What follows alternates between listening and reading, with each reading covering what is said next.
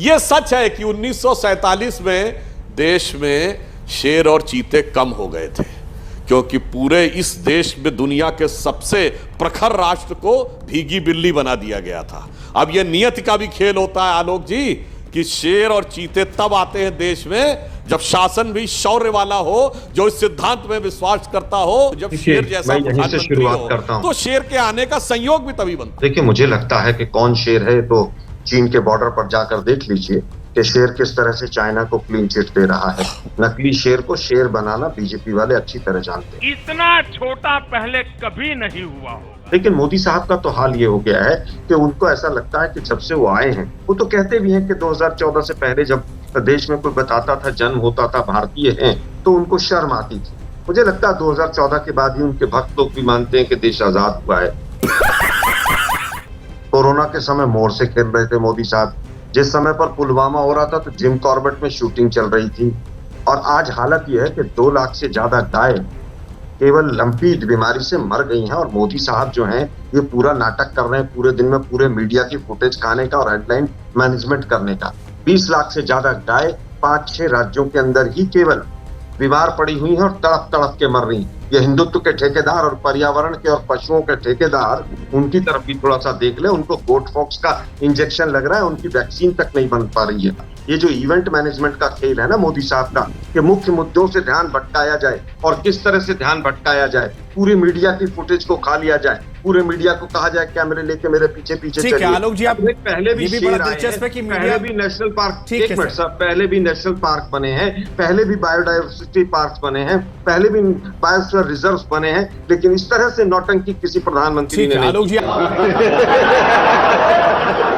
जो भुखमरी के इंडेक्स में हम नीचे चले गए हैं और जो 2 करोड़ रोजगार हर साल मिलने थे और जो मुद्रा पोर्ट पर जो ड्रग्स आनी थी वो सब बंद हो जाएगी। गुजरात में 100 लोग जो हैं वो कच्ची दारू से मर गए। पूरे हिंदुस्तान के मीडिया ने एक खबर तक नहीं दिखाई कि एक डिबेट तो कर लें उसके ऊपर। फिर आप आज तक नहीं देखते सर आलोक जी, फिर आप आज तक नहीं देखते सर, क्योंकि आज तक पर मैंने ही गुजरात में शराब को लेकर मैंने ही 3-4 कार्यक्रम किए। आप चाहेंगे आपको मैं लिंक दे दूंगा, तो ये गलत बात मत बोलिए। आप राजनीतिक बयानबाजी कीजिए, लेकिन जब आप चैनलों पर निशाना साध रहे हैं तो या तो फैक्ट के साथ कीजिए। मैंने खुद 3 शो किए हैं। आप मुझे एक शो दिखा दीजिए। मैं आपको व्हाट्सएप करूंगा इस कार्यक्रम के बाद, इसी चीज को लेकर दिखाइएगा मुझे। जी मैं आपको दिखाऊंगा। अगर डिबेट हुई हो तो मुझे जरूर भेजिए। मैं आपको सेंड करूंगा। इसको लेकर लगातार सवाल पूछिए हमने।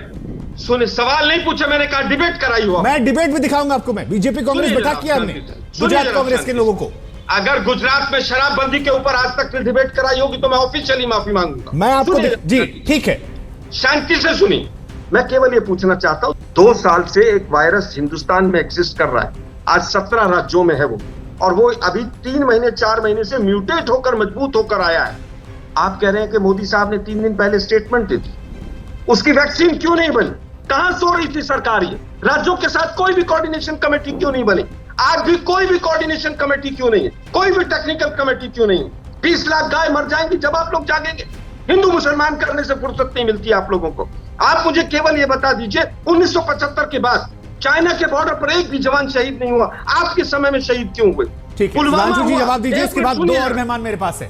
पुलवामा हुआ उस समय पर मोदी जी वहां जिम कॉर्बेट पे फोटो शूट कर रहे हैं। आलोक जी, देश ने प्रधानमंत्री चुना है या प्रचार मंत्री? आलोक जी जवाब सुनिए जरा शांति से। चीते आ गए तो पता नहीं क्या हो गया। भुखमरी भी खत्म हो गई, बेरोजगारी भी खत्म हो गई, महंगाई भी खत्म हो गई और कल पेट्रोल डीजल भी सस्ता हो जाएगा, क्योंकि मोदी साहब ने फोटो खींचे हैं चीतों के। कल 10 रुपए पेट्रोल और डीजल सस्ता हो जाएगा।